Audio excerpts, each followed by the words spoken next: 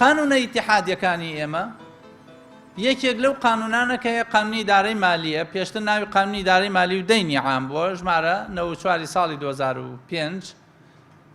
ئەم قانونە لە سەردەمی بۆل برێمەرە نووسراوە، تەواو نوسخەکەی بە ئینگلیزی نووسراوە، دوای تەرجەمەیان کردووە. تەرجەمەکەی لە ئەسڵا سەقەت بووە، مستەلەحاتەکانی هەر بە سەقەتی تەرجەمە کراوە. دوایی لە چەند مانگی پێشووە ئەم یاسایە تقریباً 3 ساڵە ئیشی لەسەرەکەین، لە دەورەی پێشووشە و لەم دەورەیشە، تا لەم دەورەیە تێپەڕێنرا. بەڵام یاسایەکی لامەرکەزی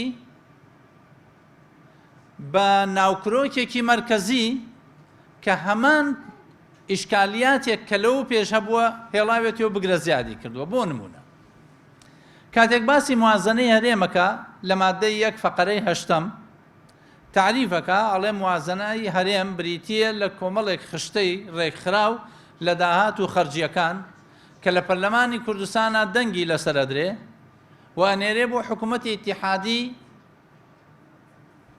بۆ وەزارەتی پلاندانان و وەزارەتی دارایی، دوایی دەرجەکرێ بۆ موازنەی ئیتیحادی. کاتێک گەیشتینە سەر مناقەشەیەم بابەتە زۆرمان هەوڵدا، بە تایبەتی من زۆرم هەوڵدا کە ئەو مادەیە مخالفەی دەستوری عراقیە، چونکە دەستوری عراقی لە مادەی 121 باز لەوەکە حتا قانونی ئیتیحادی هەرێم ئەتوانێت تانەی لێ بدا و بە قانونی ئیتیحادی ئیش نەکا، و ئەگەر قانونێک لە هەرێمان لەو پێش بەرکار بوو حتا قانونی ئیتیحادی ناتوانێت فەرزی کا بەسەر هەرێمە ئللا لە سەلاحیاتی حەسریانە بێ. سەلاحیاتی حەسری شەوانەتان کە شارەزایتان هەیە لە قانونا، نۆ سەلاحیەتی حەسریە، سەلاحیەتەکان سەلاحیەتی مەتاتین گشتین. بۆ نمونە باز لە تەنزیمی تەرەدودەکە، تەنزیمی سیاساتەکە، مەسەن سیاسی خارجی، ئەڵێ تەنزیمی سیاسەت خارجیە، باسی تەنزیمی ئاوەکە، ئەو ئاوانەی کە لە دەرەوەی عراق دێنە ناو، ئەوانە سەلاحیەتی دەوڵەتی مەرکەزیە کە تەنزیمیان بکە. بەڵام گرفتەکە لە مەسئلەی مالیە زۆر ڕۆچێ، تەدەخلی حتا لە تەنزیمی قروزا کردووە کە قەرز هەرێم بۆی نییە قەرز بکە، هەرێم بۆی نییە قەرز بکە، هەم لە دەستورا هاتووە هەم لە قانونی ئیدارەی مالیشە هاتووە.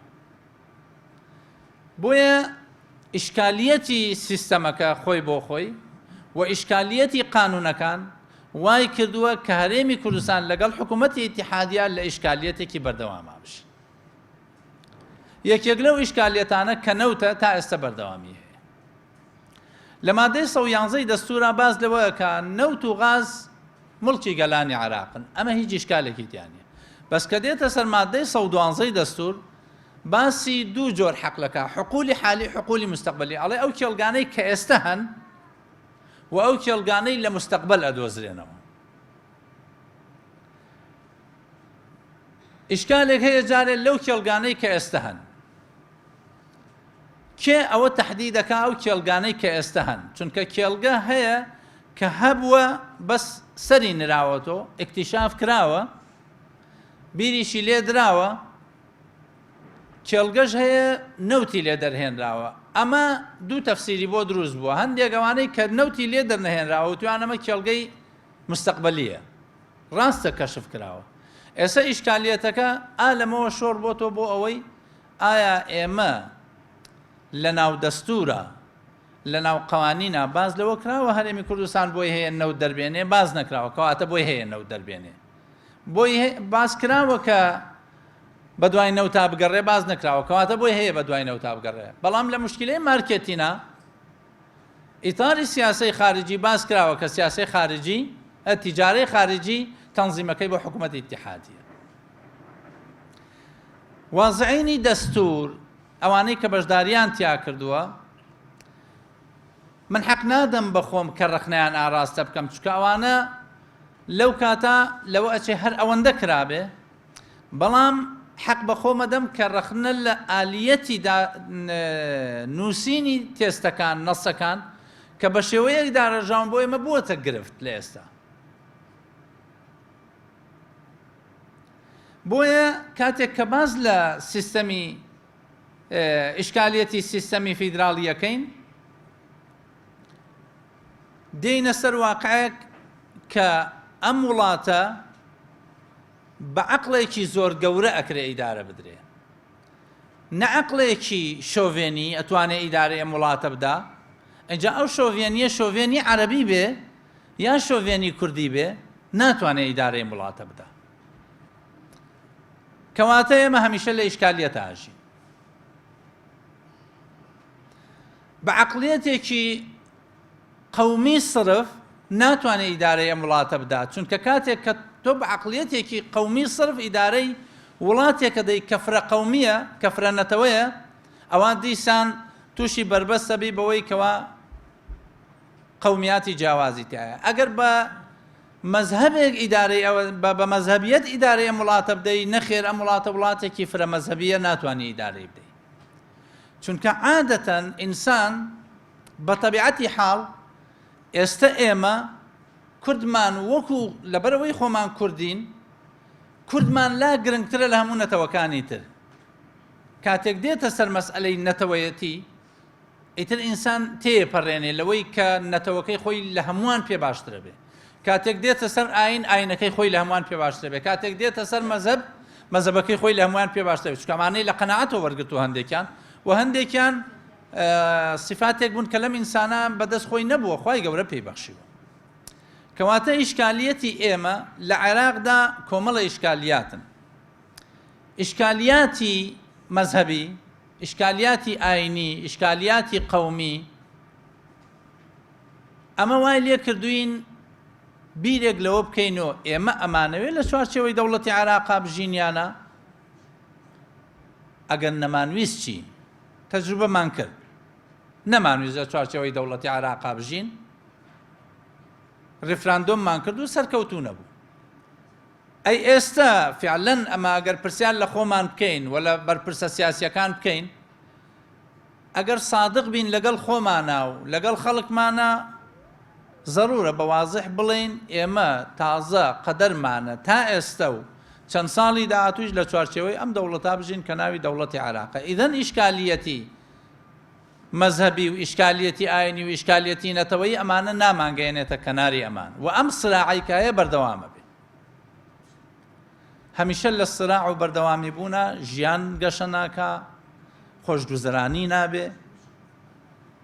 بەڵام کاتێک دێینە سەر کۆمەڵێک چەم کە ئەمان بەستێ بە یەکۆ، لەوانە و شیعارانەی کە کۆمەڵی ئیسلامی لە بانگەشەی هەڵبژاردنەکانی ساڵی 2018 بۆ عێراق بەرزمان کردو، تووشی هیچ ئیشکالێ نەبووین لەگەڵ هیچ هێزێکی سیاسیە. ینی بانگەشەیەکمان بەرز نەکرد بوویەوە، چونکە واقعی عێراقمان خوێند بوویەوە، ئەو واقعە بۆ ئەم بانگەشانە باشە، و قەرزار نەبووینەوە لەوەی وعدی زۆر گەورەمان بە خەڵک نەدا کە جێبەجێیەکەین و نەشتوانین جێبەجێ بکەین.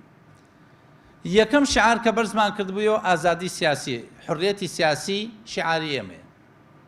من ئازادم لەوەی کە وەک نەتەوە چۆن بیرەکەمەوە تا ئەو شوێنەی کە ئاگاتە ڕێزگرتن لە نەتەوەکەی دیکە. لە ڕووی سیاسیوە هێزێکی سیاسی ئیسلامیم تا ئەو ڕادەیە کەوا پێشێلی مافەکانم نەکرێ و پێشێلی مافی خەڵک نەکرێ. خاڵی دووەمیان کە بەرزمان کردەوە بریتیە لە دادپەروەری. هەمومان لە عێراقا مادەم هاوڵاتین ئەبێ هاوڵاتی پلەیەک بین، قبوڵمان نییە هاوڵاتی پلە دوو بین، بۆیە دادپەروەری ئەبێ بچەسپێ لەم وڵاتە. خاڵی سێمیان بریتیە لە شەفافیەت و ڕوونی کە ئەبێ ئەم وڵاتە چی هەیە شەفاف بێ. بەڕێزان، 4 مانگە من کتابە نێرم بۆ ئەنجومەنی وەزیران بۆ وەزارەتی نەوتی عێراقی. لە ساڵی 2012 ئیتیفاقێک کراوە لە بینی هەرێمی کوردستان و حکوومەتی ئیتیحادیا لەسەر نەوت. لە ساڵی 2015 ئیتیفاقێکی تر کراوە. 4 مانگە من کتابە نێرم، کتاب و ناکیتاب وکم، کتاب دێتەوە لە ئەنجومەنی وەزیران ئەڵێ و ئیتیفاقی لای وەزارەتی نەوتە. کتابە نێرین بۆ وەزارەتی نەوت ئەڵێ و کتابە لە ئەسڵا ئیتیفاقەکە و ئەنجومەنی وەزیران کردوێتی. 4 مانگە دوێنێ جوابەکەیم دەستکەوتووە ئیتیفاقەکە واژووی 2 کەسایەتی هەرێمی کوردستانی لەسرە و 4 کەسایەتی وابزانم عێراقیشی لەسرە کە ئیتیفاقێک کراوە. من خەڵکێکم لەوانم کە زۆر ئەگەڕێم بە دوای وەسایقا. لە 2012 کراوە، من لە 2019 کەوتوتە بەرچاوم. پەرلەمانەکەی خۆمان ئاگای لێ نییە بە مەرجێ نووسراوە ئەم ئیتیفاقیە لە هەردوو ئەنجومەنی وەزیرانە مسادەقەی لەسەر ئەکرێ لە پەرلەمانیشە ئەبێ پەرلەمانتاران نوێنەری خەڵکن بیزان تا ئەسەم ئیتیفاقە تەیی کتمان بووە کە تەنها خوێندنەوەیەکی با بڵێن سادەم بۆ کرد بزانم فعلەن ئەم ئیتیفاقێکی زۆر گونجاو بوو مەسەڵەن ساڵانە 1 تریلیۆن دینار ئەبێ بێتە هەرێمی کوردستان ئەم هەموو مانگە 1 تریلیۆن بێتە هەرێمی کوردستان ئیتیفاقەکە وایە ئێمە ئەگەر 1 تریلیۆن بێت کێشەمان نامێنێ یعنی ئەم ئیتیفاقیە ئەبێ بگەڕین بۆی بزانین کێ جێبەجێی نەکردووە تا فعلەن بزانین سیاسینی ئێمە کە ئەڵێن عێراق تاوانبارە فعلەن عێراق تاوانبارە تامان بڵێن تاوانبارە یاخود نەخێر ئەوانەی کە لە عێراق ئەڵێن هەرێم کەم و کوڕی هەبوو جێبەجێی نەکردووە بڵێن فعلەن ئێمە خەڵکێکین ئەگەر بزانین هەرێم کەم و کوڕی هەبوو ئەڵێن هەرێم کەم و کوڕی هەبووە خۆ ئەگەر عێراق هەیبێ ئەڵێن عێراق کەم و کوڕی هەبووە بۆیە ئیشکالیەتی ئێمە تا ئێستا بەم وەزع ڕۆیشتووە لەناو ئەم وەزعە وێنەیەکی عێراقتان بۆ باس بکەم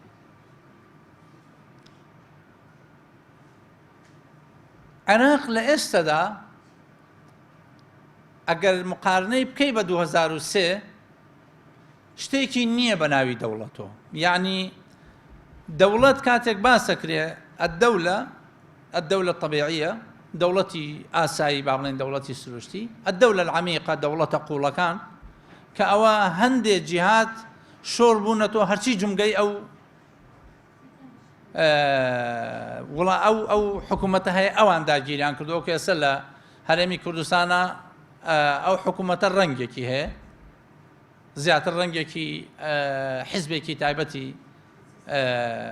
وەک عابا لەبەر کردووە لە عێراقا ڕەنگێکی تایبەتی هەبووە لانی کەم تا پێشەم حکوومەتە ڕەنگی حکوومەتی عێراقی ڕەنگی داوایی هەبووە یعنی بۆ هەچ کوێچووی عنسوورێکی حیزبی داوە لەوێ بوو ئێستا خەریکە ڕەنگەکەیە گۆڕێ بێتە هێزێکی تر ئێستا لەو مەرحەلەیش گوێزاوەتەوە بۆتە مەرحەلەت ئەللا دەوڵەت نییە بە بەڵگەی چی خۆپیشاندانێک کراوە لەم ماوەیە لە عێراقا 165 کەس بە ئیحسایاتی وەزارەتی سەحا شەهید بوون 6,000 و نزیکەی 300 کەس بریندار بوون سەرۆکی ئەنجومەنی وەزیران ئەڵێ من دەستورم نەداوە بڕیارم نەداوە ئەمرم نەداوە کەس تەقە بکە ئەی ئەمانە چۆن تەقەیان لێکرا ئەی تۆ دەستورت نەداوە بڕیارت نەداوە کەس تەقە بکە خەڵک کوژراوە و شەهید بووە خەڵک بریندار بووە خەڵک گیراوە ئیدەن شتێک هەیە لە ناو دەوڵەتی عێراقیە ئەو حاکمیەتە لەسەر دەوڵەتەکە کەواتە دەوڵەت لە هەندێک جومگەیە گوێزراوەتەوە بۆ مەرحەلەی ئەللا دەولە ئایا ئێمە لە هەرێمی کوردستانە جۆرێک لە موسسات هەیە وەلەو زەعیفە عێراق جۆرێک لە موسساتی هەیە بەس مشکلەوەیە لە خارجی موسسات و ئیشەکرێ مەسەڵەن موسساتی عێراقی موسسەی هەیە پەرلەمان ڕۆڵ و کاریگەری خۆی هەیە و تەشریعەکە و زۆر بە چالاکیش یاسادانێ بەڵام گرفتی پەرلەمانی ئیتیحادی متابعەی زەعیفە کورد پێویستی بە دوو عنسوور هەیە بۆ ئەوەی بتوانێت مامەڵە لەگەڵ واقعی عێراقا بکە یەکەم تەبایی نێو خۆی نێو هێزە سیاسیەکانی ناکرێت تۆ بە لە بەغدا دەوای هەڵوێستی موحەد لە من بکەی بەڵام لە هەرێمی کوردستان نادیدە هێزەکەم بگری یاخۆت خەریکی قۆرەخکاری بی چونکە ناکرێت من هەڵوێستەکانم پارچە پارچەکەم ئەو هەڵوێستەی لە هەرێم هەمان لەگەڵ تۆ هەمان هەڵوێستمە بێت لە بەغداش لەگەڵ تۆ بۆیە کورد پێویستی بەوە هەیە هەڵوێستی خۆی لە هەرێمی کوردستانە لەسەر شتە کولیەکان جوزئیات نا لەسەر شتە کولیەکان یەکخە و ئەوەی لێرە دەوایەکە هەمان شت بێت لە بەغاوەوەی لە بەغا دەوایەکە هەمان شت بێت لێرە خاڵی دووەم ڕازگۆبوون لەگەڵ خەڵکی خۆمان کە بەداخەوە سیاسینی ئێمە هێزە سیاسیەکان بەڕەهایینا هەندێک لە هێزە سیاسیەکان کەڵکەڵەی کوێخایەتی وای لێ کردوون کە هەرێمی کوردستان بەرەو قەیرانێکە بن کە خۆیشیان نەفەوتێن و ئێمە شەفەوتین بۆیە ئەو کێشانەی کە لە عێراق هەن پێویستی بە تەنها سیاسی نییە چارەسەری بکات، پێویستی بە خەڵکی فەنی و شارەزا هەیە، پێویستی بە مشارەکەی هەمووان هەیە. ئەگەر ئەم واقعی ئێستا بخوێنینەوە زۆر جیاوازە، چونکە پێویستمان بەوە هەیە واقعەکان وەکو خۆی. مانگێک پێش ئێستا یا هەفتەیەک پێش ئێستا زۆر دەقیقتر بم، وەزعی هەرێمی کوردستان لەگەڵ بەغدا بەهێزتر بوو لەو وەزعی کە ئێستا لە سووریا ڕووی داوە و کاریگەری نەگەتیفی لەسەر هەرێمی کوردستانیش دروست کرد. بۆیە ئەو وەزعی لە سووریا ڕووی داوە جیاواز نییە لە وەزعی کە لە هەرێمی کوردستانە. یەکەمیان دوو هاوزمان و نەتەوەن سەمێک کراوە کە دەوڵەتێک کردوێتی هەرچی عینوانی بێ، هەرچی عینوانی ئەو دەوڵەتە بێ کە ئەو ستەمەی کردووە ناویەنین، تعریفیەکەین، پێناسەیەکەین، دژیە وەستین کە وەستەمە. بەڵام بەرپەرچی ستەمدانەوەیش ستەم نییە بەڕێزە، بەرپەرچی ستەم نییە. چونکە ئێمە قورئان فێرمانەکە ولا يجرمنكم شنآن قوم على ألا تعدلوا يكسر اعدلوا هو أقرب للتقوى. بۆیە کاتێک ئێمە وەکو حیزبێکی سیاسی کە بە معتەیاتی ئیسلامی مامەڵە لەگەڵ هەر دۆخێکاکەین، ئەبێ هەمیشە ئەوانەمان لە خەیاڵە بێ.